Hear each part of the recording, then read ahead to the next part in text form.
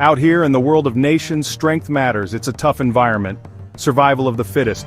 Military might is a big part of that survival. We're not talking sticks and stones, we're talking serious hardware. Tanks, artillery, the tools that shape borders and destinies. It's a brutal truth, but one you can't ignore. Every country needs to be prepared, ready for anything the wild world throws at them. This is serious business. Today we're heading to South Asia, a region of intense dynamics. We're looking at two neighbors, Bangladesh and India. They share a long border, they share history, but they also have their own paths, their own challenges, and their own ways of protecting themselves. We're stripping it all back, getting down to the nuts and bolts, or in this case the armor and the shells. It's about understanding their capabilities. We'll focus on two key elements of land power. Tanks, the steel beasts that spearhead an attack or form an unbreakable defense, and artillery, the big guns that rain down fire from afar, shaping the battlefield before the first soldier even moves. These are the tools of power, the ultimate expression of a nation's will to defend its territory.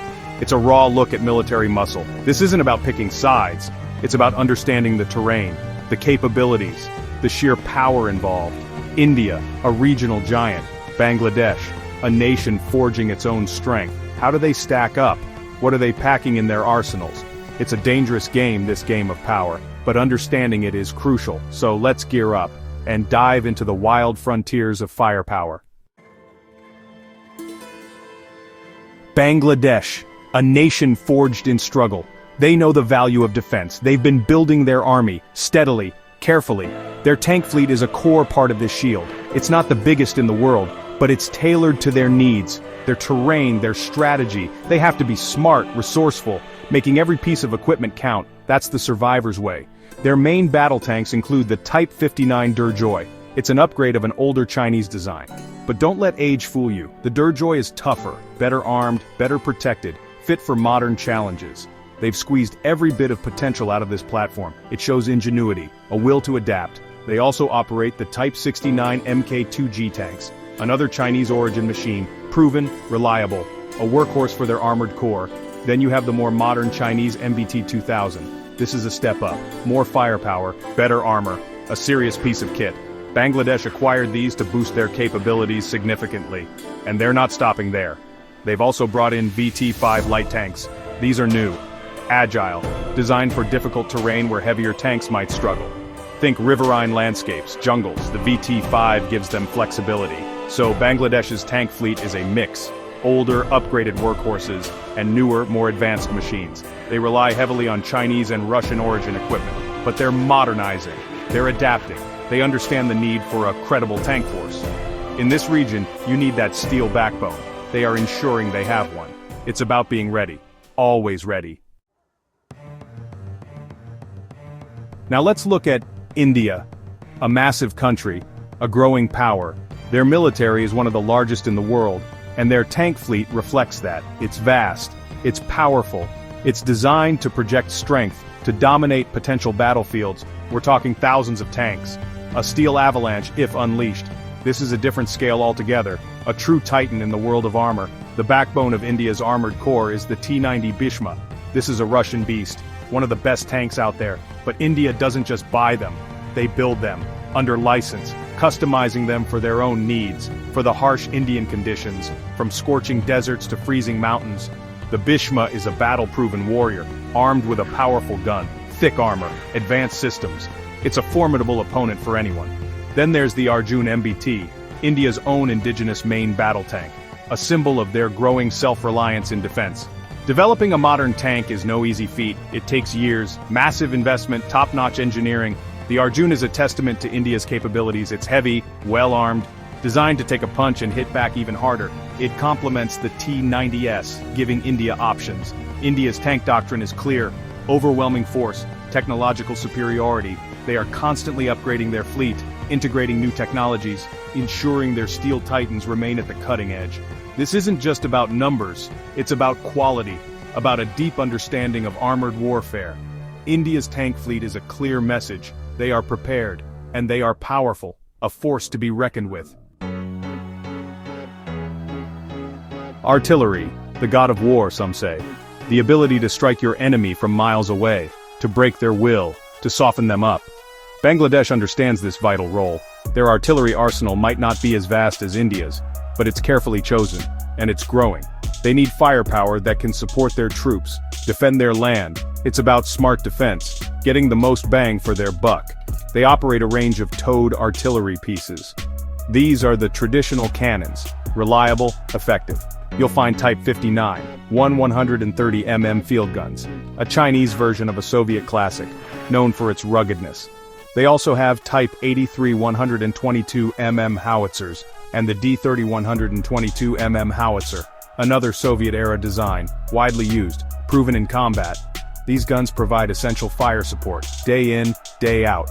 For more mobile firepower, Bangladesh has invested in self-propelled howitzers.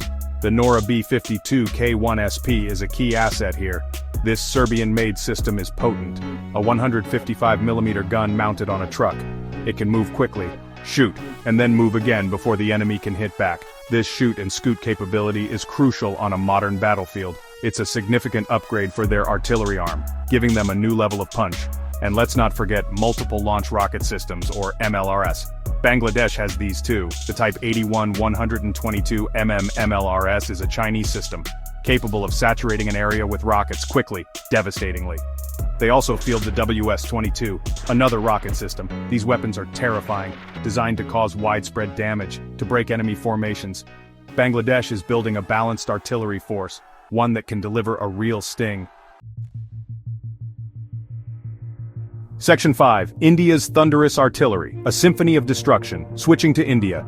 Their artillery capabilities are on another level. Vast numbers, advanced technology, and a strong push for indigenous systems. India sees artillery as a decisive arm, capable of shaping the outcome of any conflict.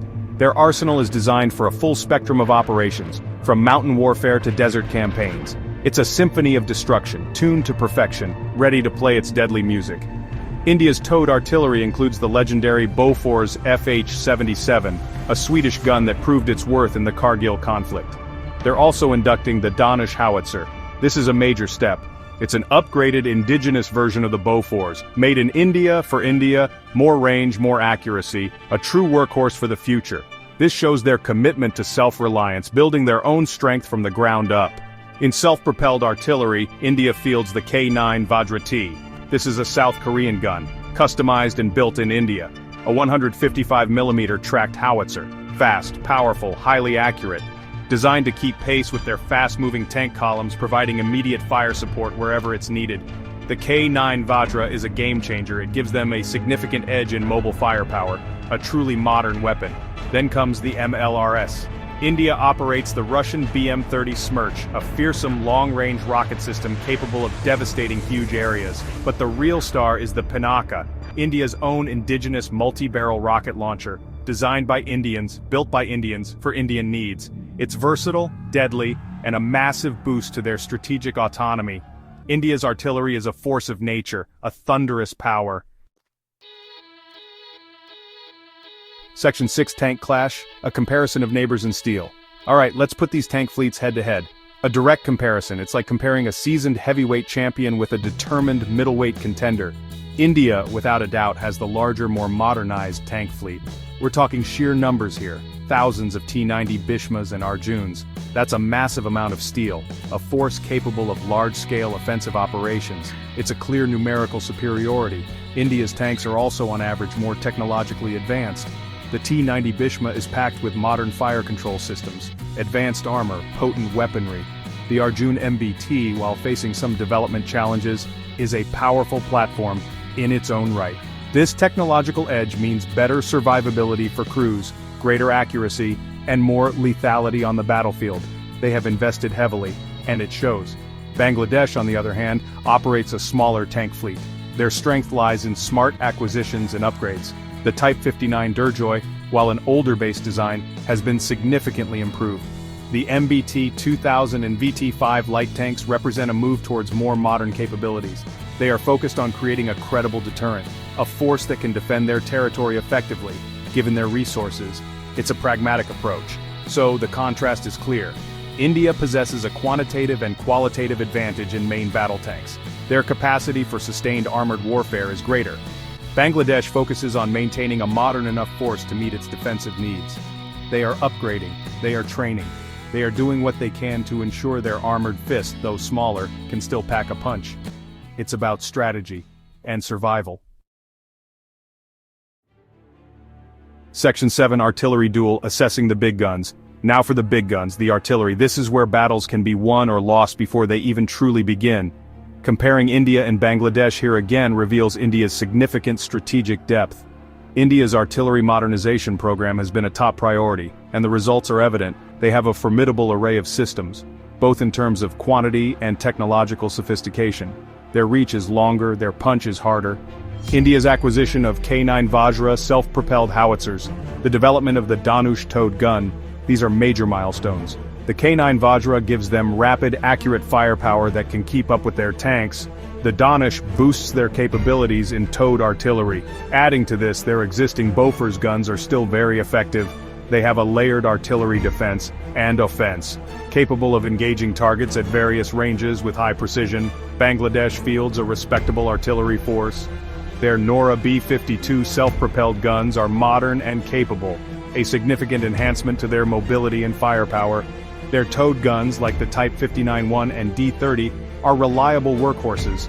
They provide essential fire support, but in a direct comparison, they have fewer advanced systems, and likely a smaller overall number of tubes compared to India's massive inventory.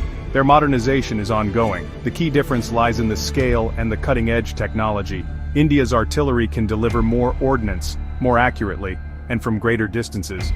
Systems like the K9 Vajra represent a leap in capability that Bangladesh is still working towards matching in similar numbers. Bangladesh is focused on building a deterrent. India is building a force capable of decisive action on a larger scale. The roar of their cannons tells different stories. Section 8. Rocket Power, the decisive MLRS game. Multiple Launch Rocket Systems, MLRS. These are area weapons, designed to unleash a storm of rockets, to saturate targets, to cause chaos and destruction. Both Bangladesh and India understand the value of these systems. They are a critical part of any modern artillery arsenal. They can break up enemy attacks, or prepare the ground for your own advance. A truly terrifying prospect to face. Bangladesh operates MLRS primarily of Chinese origin. The Type 81 is a well-known system, a 122mm rocket launcher, effective for its role. They also have the WS-22, another system designed to deliver a high volume of fire over an area. These systems provide Bangladesh with a significant capability to deny ground to an enemy, or to deliver a powerful strike when needed. They are an important part of their defensive posture. India again has a broader and more advanced MLRS inventory. They operate the Russian BM-30 Smerch. This is a heavy MLRS, with long range and devastating effect. A single Smerch salvo can obliterate a large area, but the real jewel in their crown is the Pinaka MLRs. This is an indigenously developed system, tailored specifically to India's operational requirements. From high altitudes to desert plains, it's a versatile beast. The Pinaka gives India a strategic edge.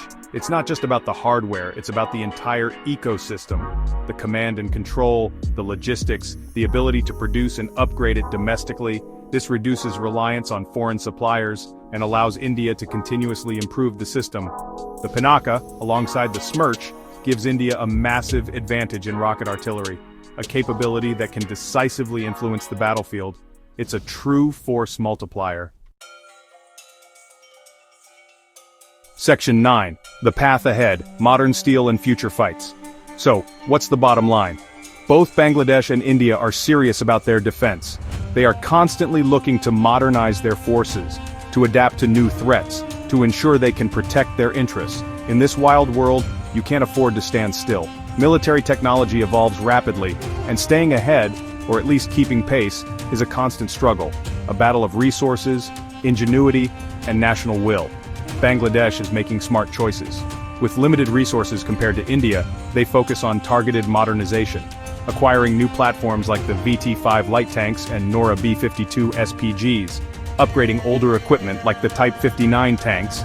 Their reliance on Russian and Chinese systems is a pragmatic approach, getting capable hardware that fits their budget and strategic needs. They are building a force that is lean, but increasingly mean. A credible deterrent is their goal. India, on the other hand, is on a different trajectory. Their ambition is to become a major military power. with a strong indigenous defense industry, the T-90 Bhishma, the Arjun MBT, the K-9 Vajra, the Dhanush, and especially the Pinaka MLRs. These all point to a focus on self-reliance and technological superiority. Their budget is larger, their industrial base is more developed. This gives them a significant strategic advantage, not just in numbers but in depth. Ultimately, military strength is about more than just equipment. It's about training, doctrine, leadership, and the will to fight. Both nations have proud military traditions, but India's larger, more modernized tank and artillery fleets, boosted by indigenous systems like Pinaka, give it a clear strategic edge in conventional land warfare. The path ahead is one of continued vigilance, continued modernization, because in the wild game of geopolitics, strength always matters. Always.